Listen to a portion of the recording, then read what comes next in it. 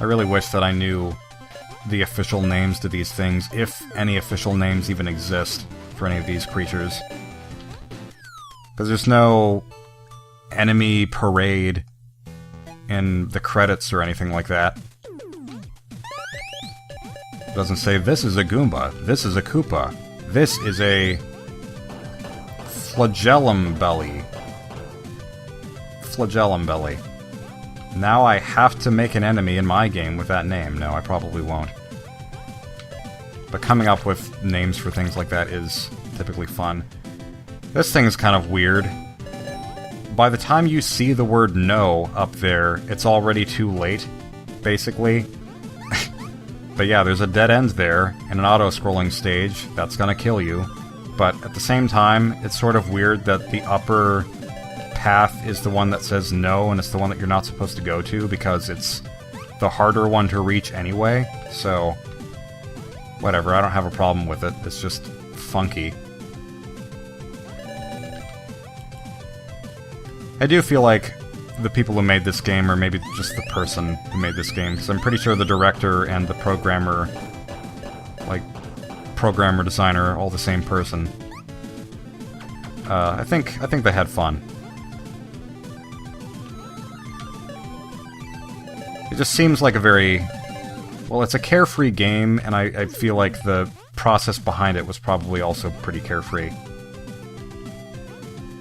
For the most part. It's not like game development doesn't come with a lot of its own irritations and issues.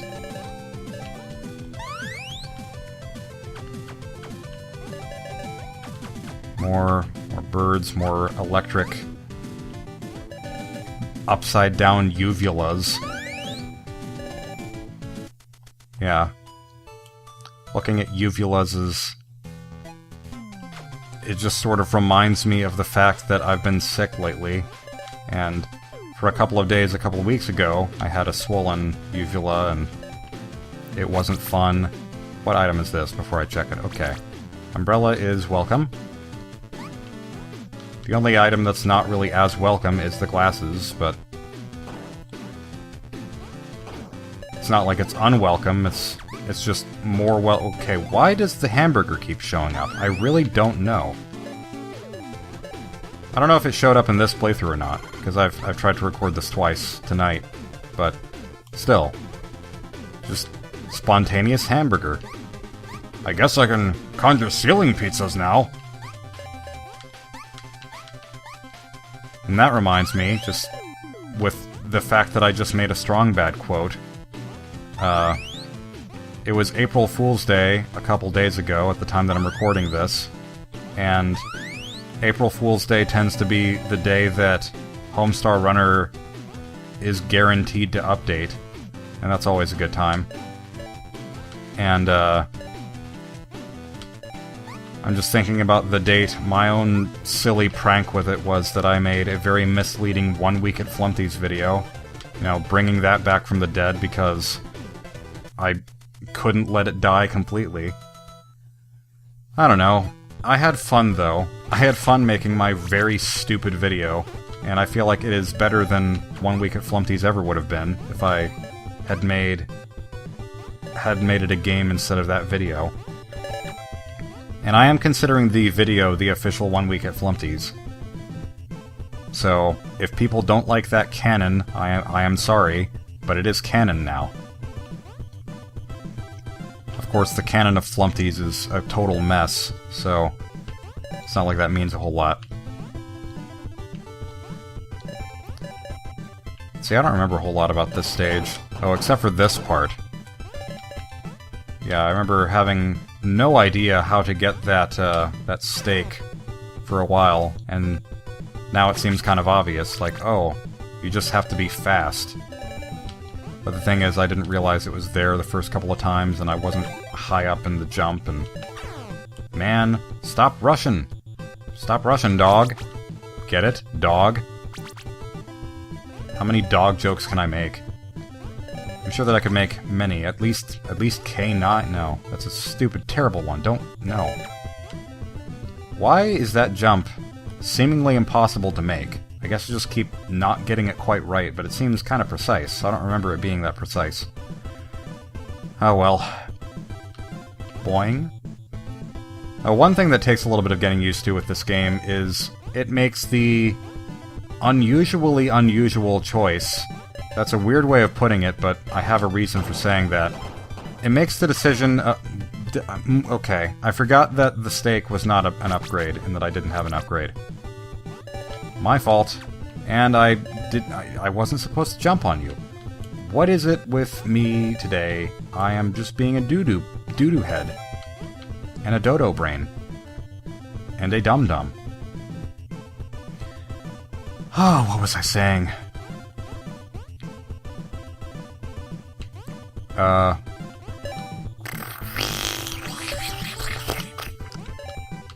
Something about power-ups, probably. I don't know. Never mind. I'm just gonna abandon that train of thought completely. That train has sailed, as Ross would say. Oh, okay. Scratch that. I remember what I was saying. The unusually unusual decision that this game makes is that whenever you're on a moving platform, you maintain the momentum of that platform. That's the way it works in the real world, but typically it's not how it works in video games. Just because it tends to be... You know, like, I'm not moving left or right now, I'm just jumping. Like, typically in a video game, if there's a moving platform and you jump, your jump doesn't stay with the momentum of the platform because it's just kind of easier to maneuver that way. So, one of the last levels of this game has a whole bunch of moving platforms, and if they turn around very quickly, sometimes you'll think you have more momentum behind a jump going one direction, and then you don't, because suddenly it changed. So that's a little bit inconvenient, perhaps. But... whoa. I did not expect that to be there. Even though I've been to this screen before, and I've activated that portal before. Okay, thank goodness it put me after the bullet cannon, because I don't know if I would have been able to make that jump as well as I did the first time again. Yeah, it's just different. I think the only other games that I can think of that have, or the only other 2D platformers, I should say, that have that system are Yoshi's Island, and even that one is a little bit weird with how it does it. It's kind of... the momentum is not always exactly with the platform, it sort of depends. And then I think Fancy Pants Adventures has something like that, but I'm not 100% sure. This game has some interesting achievements, by the way. Well, maybe they're not that interesting, but they're interesting to me, at the very least. I did not realize that the umbrella shows up under the water. I don't think I've ever had the umbrella item in the underwater stages. Maybe the underwater stages don't actually spawn the umbrellas, I just never really thought about it.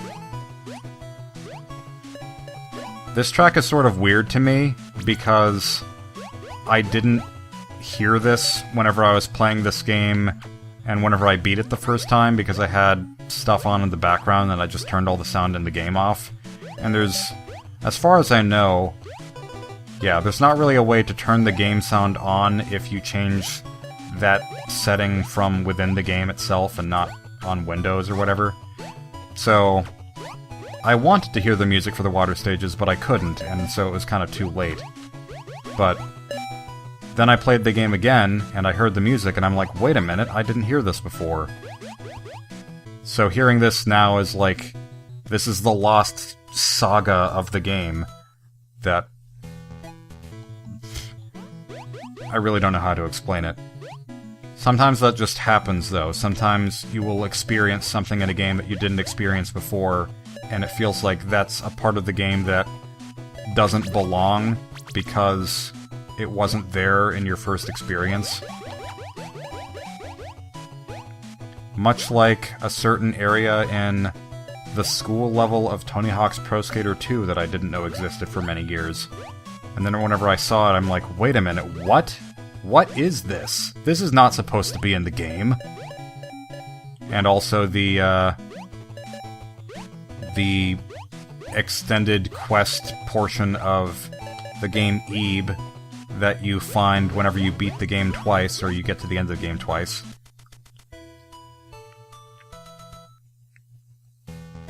Yeah, just all stuff that it belongs, it just doesn't feel like it if you didn't experience it before.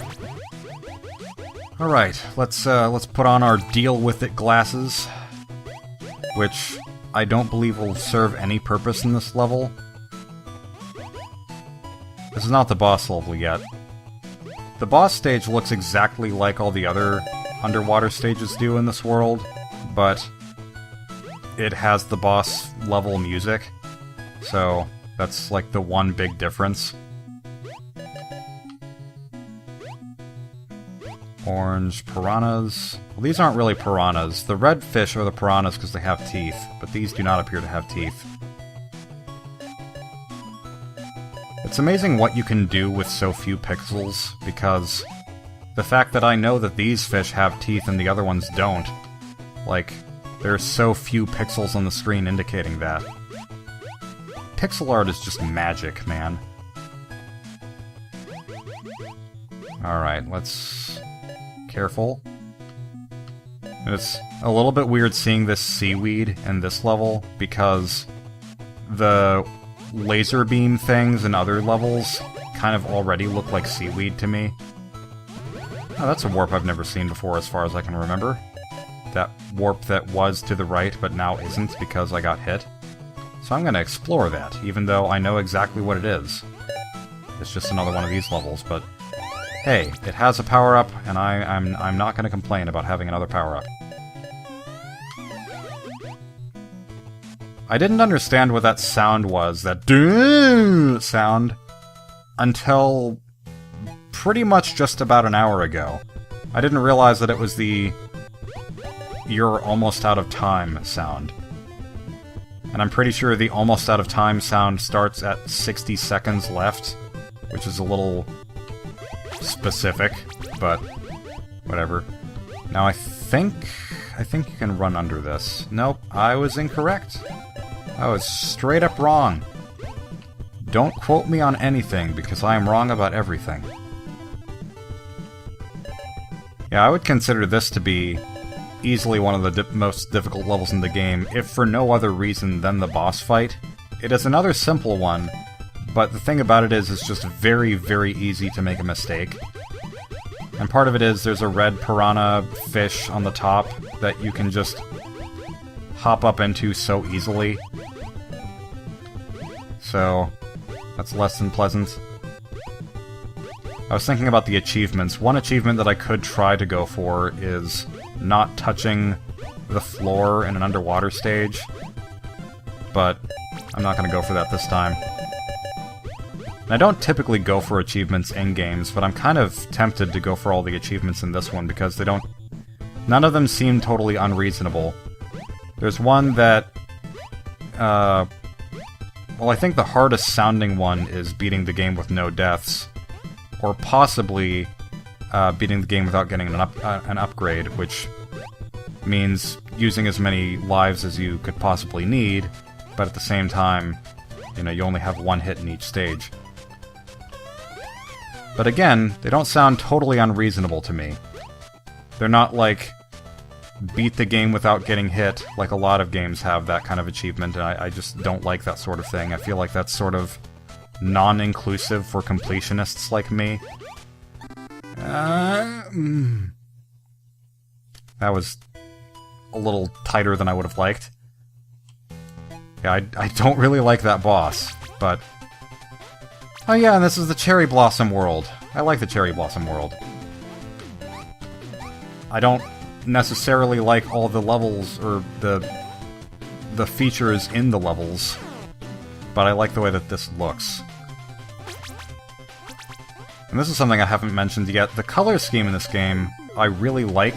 It feels very different from the usual games that I've seen, and what they remind me of the most is games by Origami Hero, who is just a pixel art game developer who, well, mostly pixel art. That's most often what he works with, is pixel art. He definitely has a very interesting color scheme in his games, and Wow, I just really threaded the needle there.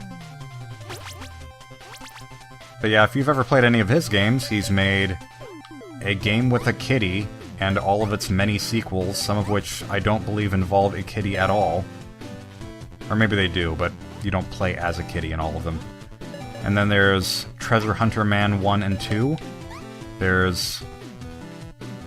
Well, come to think of it, that's all I know. I don't know what else he's made, but those are all free games, so...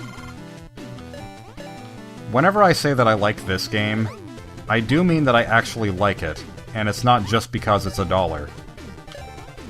And I feel like I can say that pretty confidently because I've played so many free games, especially because of being on Newgrounds for many years and experiencing a lot of browser games that are of high quality. So I almost feel like perhaps I'm more judgmental than a lot of people might be for games being good or bad regardless of the price. If that makes any sense. So yeah, this is honestly a game that I quite enjoy and would recommend. I have... Well, by the time that this playthrough is done, I believe I'll have like 6 hours on it. Which is a good many for a $1 game.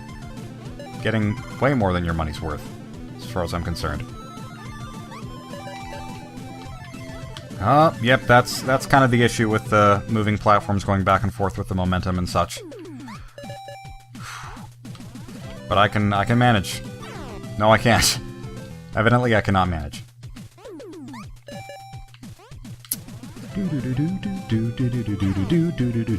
Dead. Whenever I see this dog, I can't explain... I don't know what kind of dog this is. The dog that we're playing as.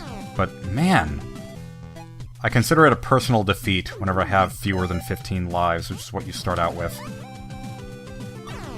But I am really flubbing this up. I am Flubber. I am a green gelatinous mass that can turn into anything. That's not exactly what Flubber does, but who cares. I just always think of it as a dingo dog, and I don't know what dingo dogs look like. I know what very few dogs look like, besides schnauzers, dachshunds, certain mutts, maybe, which mutts are pretty much any mix of dogs, so that doesn't exactly count, I guess. Any dog that I don't know what it is, I'm just gonna call a mutt. But I know golden retrievers, Pomeranians, and I think that's about the extent of my knowledge of what dogs look like. Oh, well, and I guess Labradors. Well, did I say Labradors? Dobermans is what I meant. So, I don't even know Dobermans correctly. Whatever. Maybe pugs. I guess pugs count. But still, I don't know nearly as many dog breeds as certain other people do. Like, my mom is definitely knowledgeable of many kinds of dog breeds and many kinds of flowers as well. And, yeah, that's just... those are not my areas of expertise. But whenever I think about dingo dogs, I think about this one really stupid Dilbert strip.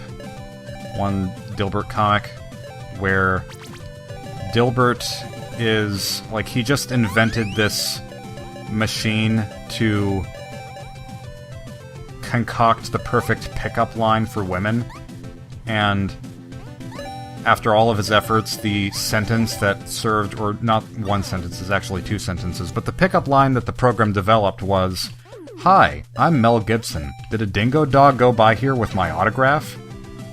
And it's the most stupidly weird specific thing, but I kind of love it. And then Dogbert, you know, still on the subject of dogs. Gah. Dogbert says something like, "Kiss me, you savage," after hearing that line. And if I'm not careful, I'm gonna be dead before I get to the final area, which would just be a disgrace. I wish that I had more power-ups, but you can't bring them with you like you can in Mario Bros. 3, which is one thing that game has over this one for sure. Boop. 4 of the birds. 4 of the birds are now dead. I don't know why I'm waiting here, I just felt like not chancing it with those clouds. The clouds are a little weird, because, as you can tell, they don't disappear right away, which is good, but there's also not a strong visual indication of when they're going to disappear, so you just have to be careful. Do.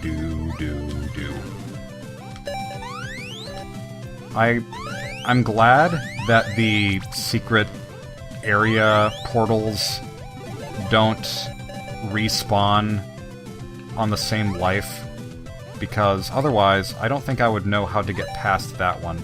I seem to always hit that one. Stage 30 clear, 2 left to go.